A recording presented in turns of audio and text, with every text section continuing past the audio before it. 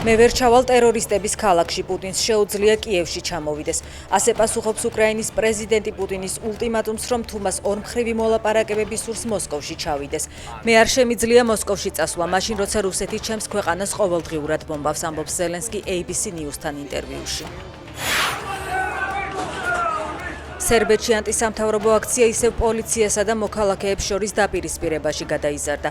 ნოვი-სადში დემონსტრანტების წინააღმდეგ პოლიციამ ცრემლსადენი გაზი და ხელკეტები გამოიყენა. პრეზიდენტმა ვუჩიჩმა მომიტინგეებს მშიშრები და ნაძირლები უწოდა, სამართალდამცველები კი შეაქო. მისი მტკიცებით აქციის მონაწილეებს დასავლეთის დახმარებით მისი დამხობა სურთ.